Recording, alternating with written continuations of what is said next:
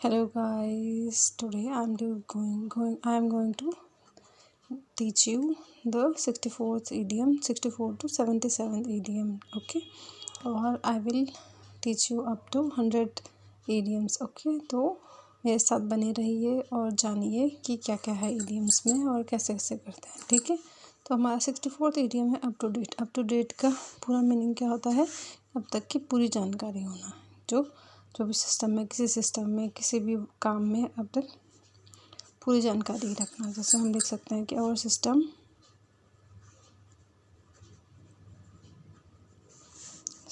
Is completely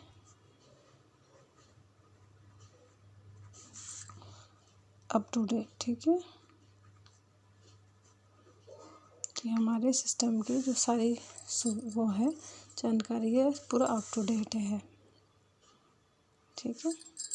okay, अब हम 65 देखेंगे। Sit on the fence. Sit on the fence का मतलब होता है किसी का भी पक्ष मत ना लेना, किसी का पक्ष ना लेना।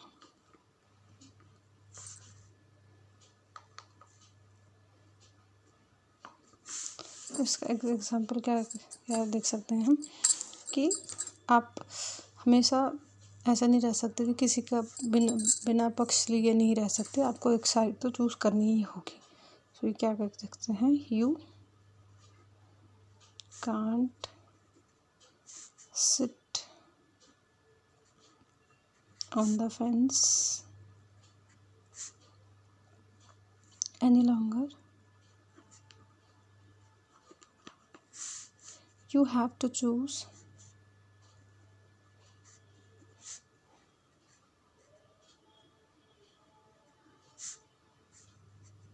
a side।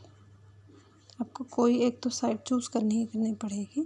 आप हमेशा ऐसे ही नहीं रह सकते कि सिटिंग ऑन द फेंस नहीं रह सकते, ठीक है? 66 है the salt on the earth. Salt on the earth का जो मीनिंग निकलता है वो क्या है, ईमानदार और गुणवान व्यक्ति। ईमानदार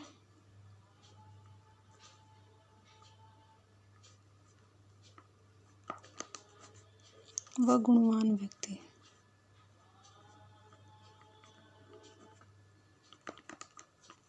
ठीक है, इसका एक एग्जाम्पल देख सकते हैं कि वो लड़की है, वो एक बहुत ईमानदार है, सॉल्ट ऑन द अर्थ है, क्योंकि वो हमेशा अपने परिवार का ध्यान रखती है। क्या, she is the salt of the earth. Salt of the earth है वो लड़की,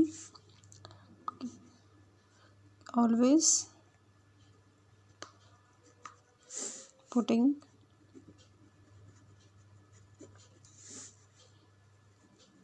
her family and friends first। आप यहाँ पे देख सकते हैं कि अपने दोस्तों और फैमिली को पहले रखती है, ठीक है? 67 है set the bat. Set the bat का मतलब होता है जाल बिछाना। क्या, जाल बिछाना, जाल बिछाना, षड्यंत्र रचना, ठीक है? इसका एग्जाम्पल क्या देख सकते हैं कि द स्पाई, कि जो जासूस था, set the bat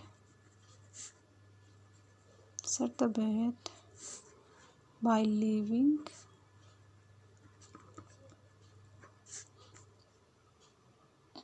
top secret documents on the desk। कि जो जासूस था उसने क्या जाल बिछाया कि उसने टॉप सीक्रेट का जो वो था, टॉप सीक्रेट की जो जानकारी थी वो उसने डेस्क पे रख दी, ठीक है? अगला है 68 to throw mud at. To throw mud at का मतलब होता है किसी की बदनामी करना, किसी की बदनामी करना,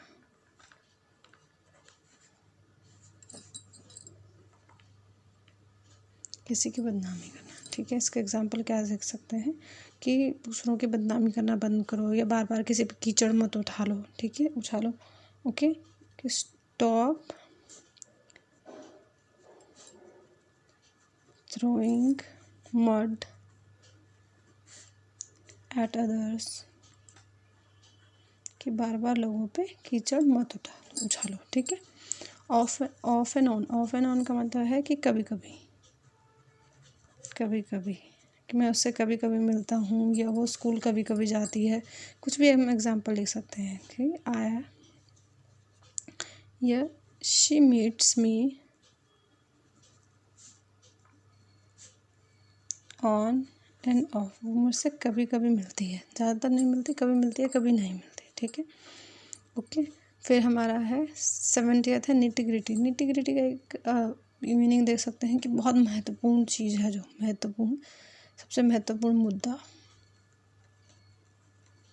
सबसे महत्वपूर्ण मुद्दा, ऐसा देख सकते हैं हम, या कोई भी महत्वपूर्ण बात देख सकते हैं, कोई एग्जाम्पल देख सकते हैं, किसी भी चीज़ से लेके किसी भी चीज़ की इंटीग्रिटी, किसी डॉक्यूमेंट की, किसी रिपोर्ट की, या किसी रेसिपी की, कुछ भी। तो ये क्या, she explained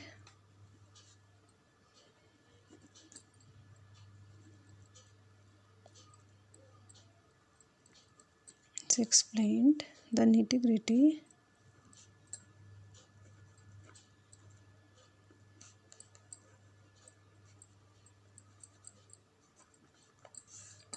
of the report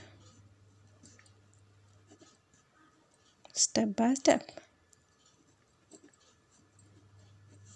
कि उसने जो रिपोर्ट की निटी-ग्रिटी थी, रिपोर्ट का जो महत्वपूर्ण मुद्दा था, उसने स्टेप बाय स्टेप बताया, अच्छे से बताया, ठीक है।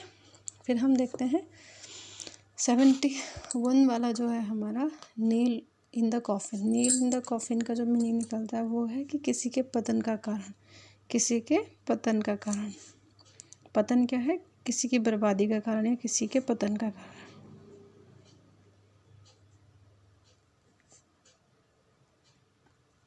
ठीक है। फिर इसका एग्जाम्पल हम एक देख सकते हैं कि उसने क्या बोलते हैं, उसने कॉलेज ड्रॉप करा, और फिर क्या हुआ, उसका जो एकेडमिक करियर था वो पूरी तरह से बर्बाद हो। कई बच्चे करते हैं ना कि 12th के बाद 1 साल छोड़ देते हैं, फिर ग्रेजुएशन करते हैं, और फिर कई ग्रेजुएशन के बाद फिर 1 साल छोड़ देते हैं, फिर पोस्ट ग्रेजुएशन करते हैं। तो ये क्या है, नेल इन द कॉफिन में है उनका, जो ड्रॉप करना है वो सही नहीं है, उनके साल बर्बाद हो रहे हैं। Dropping out the college was another nail in the coffin of his career, कि उसके करियर का, कॉलेज ड्रॉप करना उसके करियर का क्या है, नेल इन द कॉफिन था, ठीक है। फिर 72nd है keep at arms length. Keep at arms length का क्या मीनिंग निकलता है कि थोड़ी दूरी बना के रखना, दूर रहना या परहेज करना, ना, परहेज करना। इसके एग्जाम्पल है, क्या देख सकते हैं हम कि आफ्टर आर्ग्यूमेंट, अब झगड़े के बाद, after the argument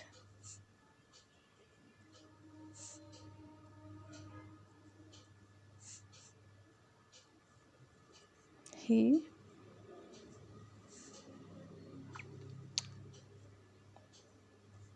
held his brother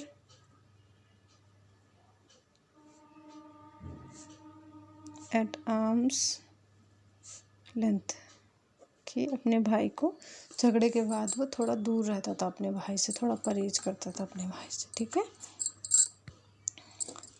फिर 73rd देखेंगे make a mint. Make a mint का जो मीनिंग निकलता है उसका मतलब क्या होता है, खूब धन कमाना। क्या, खूब धन कमाना। जैसे कई लोग खूब पैसा कमाते हैं तो हम लिख सकते हैं they make amendment in the recession, कि मंदी के बाद उन्होंने खूब धन कमाया, या किसी चीज़ में स्टॉक मार्केट में जाके उन्होंने खूब धन कमाया। ठीक है, तो इसका एग्जांपल दे सकते हैं, he made amend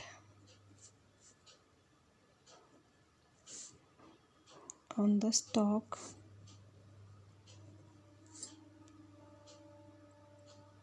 market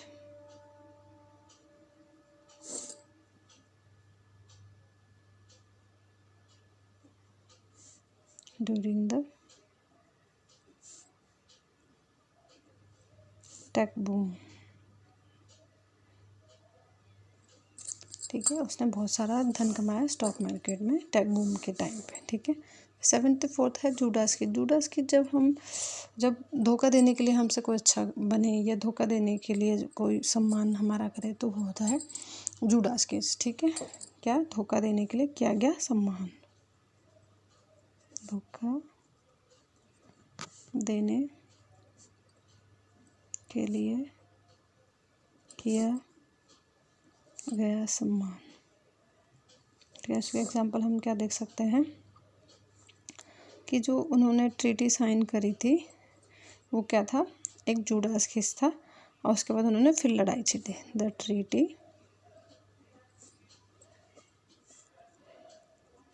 was a mayor Judas case, कि जो ट्रीटी थी वो क्या थी, एक जूडा केस थी। द एनिमी अटैक्ड just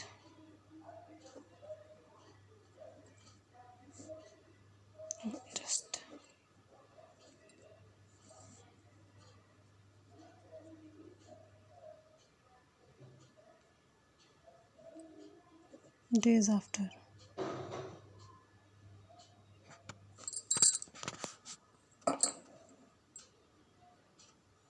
कि कुछ ही दिनों के बाद जो दुश्मन थे उन्होंने अटैक कर दिया, जो उन्होंने ट्रीटी साइन करी थी वो बस एक तरह का जूडास केस था। ठीक है, 75th है hue and cry. Hue and cry होता है चीख पुकार, चीख पुकार। ठीक है, इसके एग्जांपल क्या देख सकते हैं कि जो वर्कर थे उनके बीच चीख पुकार मच गई, नया रूल जब से आया तब से। ठीक है, the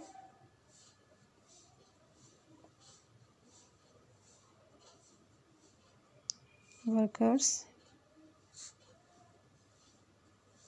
raised a great hue and cry against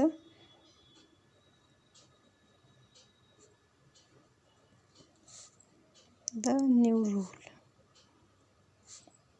नए कानून के खिलाफ उनमें खूब चीखो पुकार हो गई। 76 देखेंगे हम, ईटा हम्बल पाई। ईटा हम्बल पाई का मतलब होता है अपने किए के लिए क्षमा मांगना, या अपराध का सामना करना, अपराध के लिए क्षमा प्रार्थी होना।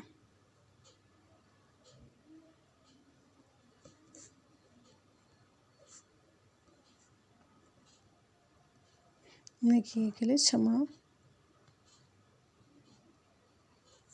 मांगना। ठीक है, मांगना यहाँ पे लिख सकते हैं हम, अपने अपराध के लिए क्षमा मांगना। ठीक है, इसके एग्जाम्पल क्या देख सकते हैं हम,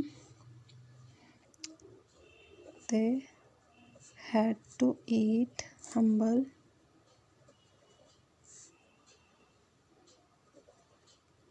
पाई फॉर देयर बिहेवियर। उन्हें अपने गंदे बिहेवियर के लिए क्षमा मांगनी पड़ी। ठीक है, फिर 77 है catch red handed. Catch red handed का मतलब था रंगे हाथों पकड़ना, हाथों पकड़ना। दे कॉट हम उसने, या they caught him red handed, या अब वो नंगे हाथों पकड़ा गया किसी भी चीज़ के लिए, चोरी करते हुए, ड्यूरिंग द थेफ्ट या during taking money from the bill counter, या कुछ भी लिख सकते हैं। Then he was caught red-handed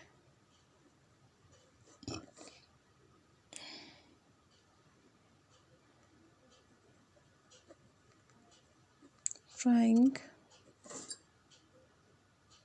to pick at the